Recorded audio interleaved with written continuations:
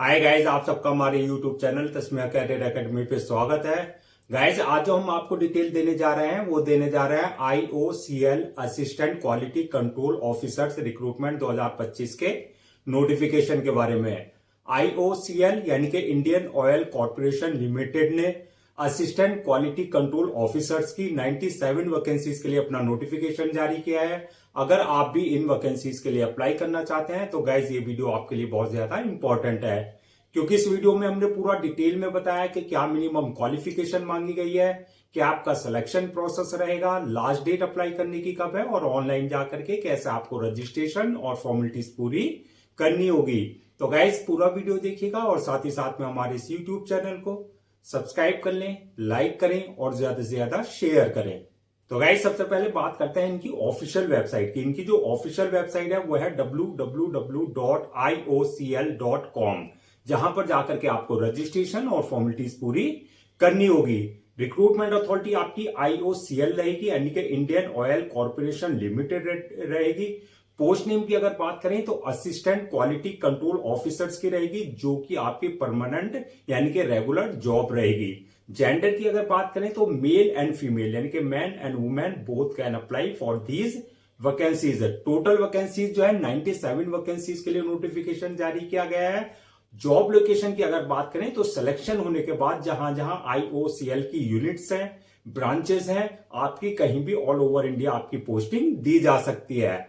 Apply mode की अगर बात करें तो ऑनलाइन रहेगा, ऑफलाइन किसी तरह का कोई कॉरेस्पॉन्डेंस या कम्युनिकेशन नहीं किया जाएगा। रजिस्ट्रेशन जो स्टार्ट हो गए हैं वो 1 मार्च 2025 से रजिस्ट्रेशन स्टार्ट हो चुके हैं और लास्ट डेट जो है रजिस्ट्रेशन की यानी कि अप्लाई करने की 21 मार्च 2025 है। तो 21 मार्च 2025 से पहले पहले आपको उनकी ऑफिशियल वेबसाइट पर जाकर के अपना रजिस्ट्रेशन और फॉर्मेलिटीज पूरी कर लेनी है। अब बात करते हैं ऑनलाइन रिटर्न एग्जाम की डेट क्या रहेगी। तो ये आपका अप्रैल 2025 में आपका जो है एग्जाम कंडक्ट किया जा सकता है। इनके अप्रैल 2025 में किसी भी कोई सी भी डेट आपकी आ सकती है जो कि आपकी टेंटेटिव रहेगी। एडमिट कार्ड की अगर बात करें तो आपका जो एग्जाम डेट आएगी उससे एक हफ्ते पहले जो है आप अपना एडमिट कार्ड इनकी ऑफिशियल वेबसाइट से जो है अपना डाउनलोड कर सकते हैं।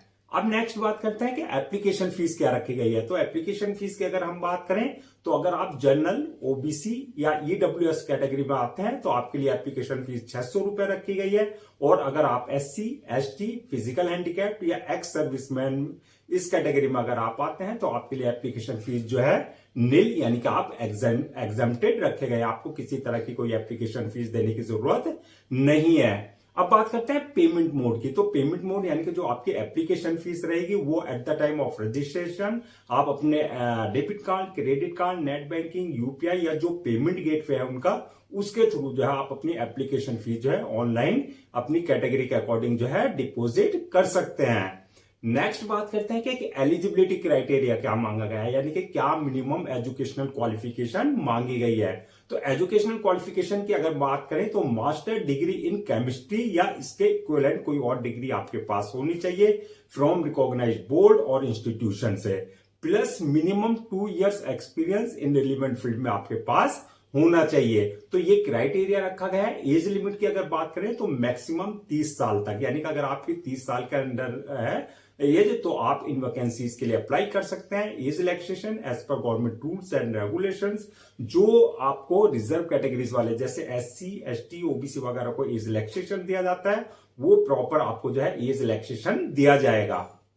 अब नेक्स्ट बात करते हैं कि सिलेक्शन प्रोसेस आपका क्या रहेगा। तो सिलेक्शन प्रोसेस की अगर बात करें तो इसमें जो फर्स्ट स्टेज रहेगी आपकी ऑनलाइन रिटर्न एग्जामिनेशन की रहेगी यानी कि CBT, कंप्यूटर बेस्ड टेस्ट जो है आपका जो है लिया जाएगा। जो ऑनलाइन रिटर्न एग्जामिनेशन यानी कि रिटर्न एग्जाम क्वालिफाई कर लेंगे उनके लिए सेकंड स्टेज जो रहेगी वो GD एंड इंटरव्यू की रहेगी, यानी कि ग्रुप डिस्कशन और इंटरव्यू की रहेगी। और थर्ड स्टेज जो रहेगी आपकी डॉक्यूमेंट्स वेरिफिकेशन की, यानी कि at the time of registration जो आपने अपने डॉक्यूमेंट्स अपलोड किए हैं वो सारे डॉक्यूमेंट जो है आपके ओरिजिनल चेक किए जाएंगे। और लास्ट स्टेज 4 जो रहेगी आपकी मेडिकल एग्जामिनेशन की रहेगी, यानी कि आपका जिस पोस्ट के लिए आपने अप्लाई किया है ये देखा जाएगा कि उसके लिए आप फिजिकली और मेंटली यानी कि पूरी तरीके से मेडिकली फिट है या नहीं है। तो ये मल्टीपल स्टेजेस रहेंगी जो आपको क्वालिफाई करनी होगी।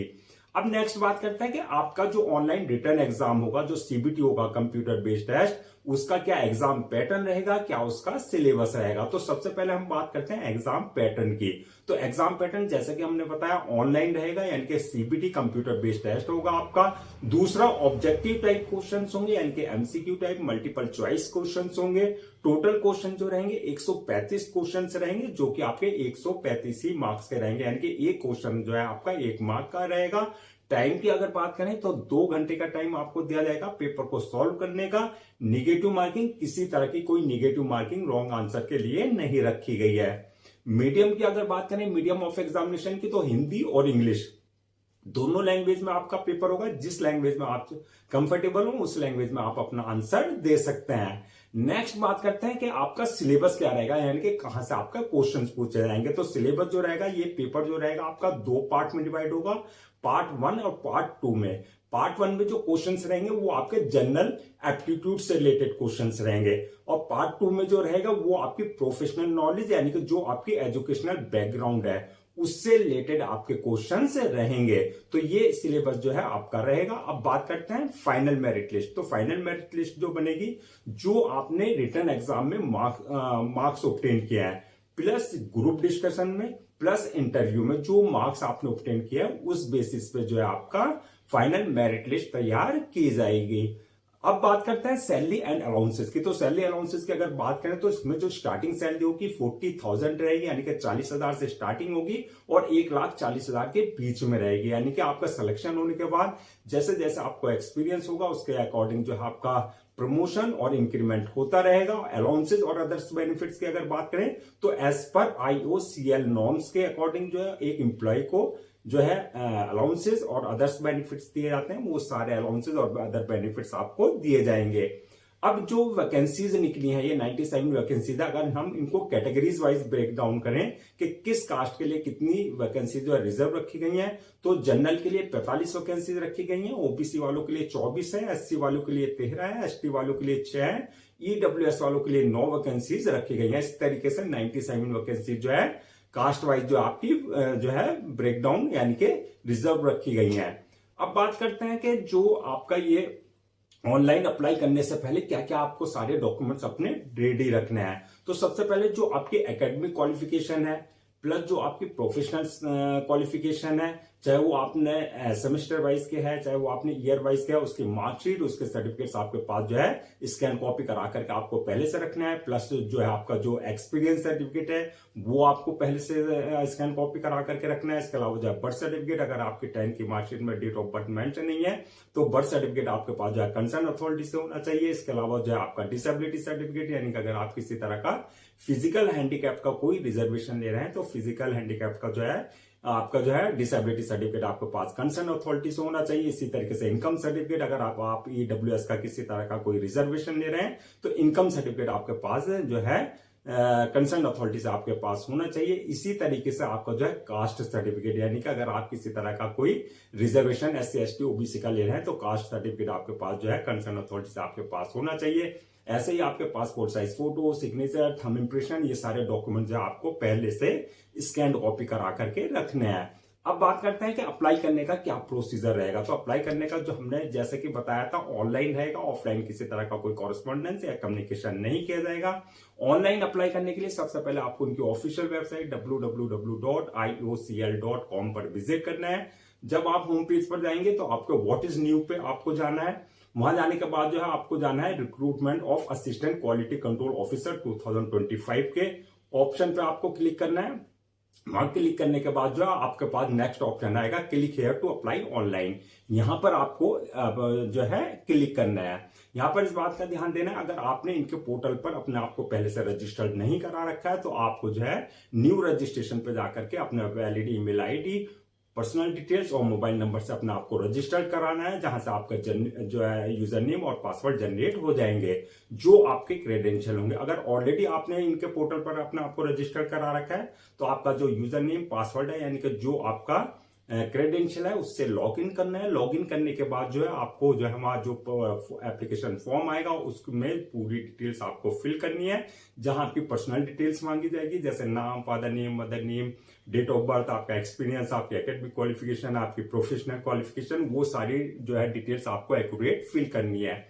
जब आप डिटेल्स फिल कर देंगे, नेक्स्ट ऑप्शन आएगा अपलोड योर डॉक्यूमेंट्स का। जो आपके डॉक्यूमेंट्स हैं, चाहे वो एकेडमिक है, चाहे वो प्रोफेशनल है, चाहे वो एक्सपीरियंस सर्टिफिकेट है, ये सारे डॉक्यूमेंट्स आपको जो है अपलोड करना है। साथ में passport size photo, signature, thumb impression, जो रिक्वायर्ड डॉक्यूमेंट्स है वो आपको उनके प्रेस्क्राइब फॉर्मेट के अकॉर्डिंग जो है अपलोड करने हैं। जब आप डॉक्यूमेंट्स अपलोड कर देंगे, नेक्स्ट ऑप्शन आएगा मेक पेमेंट का, यानी कि जो आपकी एप्लीकेशन फीस है अपनी कैटेगरी के अकॉर्डिंग जो है आपका जो पेमेंट गेटवे दिया हुआ है वहां पर, उसमें जो है अपनी कैटेगरी के अकॉर्डिंग आपको अपनी एप्लीकेशन फीस जो है डिपॉजिट करनी है।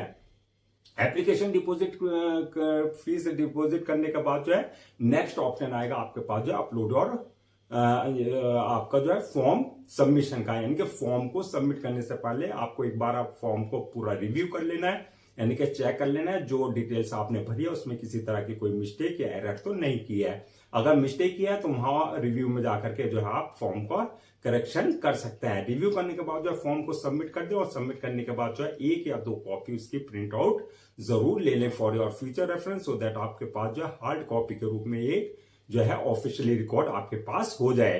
तो गाइज ये थी आपकी IOCL assistant quality control officer recruitment 2025 के नोटिफिकेशन की डिटेल। IOCL यानी कि इंडियन ऑयल कॉर्पोरेशन लिमिटेड। मैं एक बार फिर से जो है आपको रजिस्ट्रेशन डेट और लास्ट डेट क्या है रजिस्ट्रेशन की वो रिमाइंड करा देता हूं, सो दैट आप उसे नोट डाउन कर लें।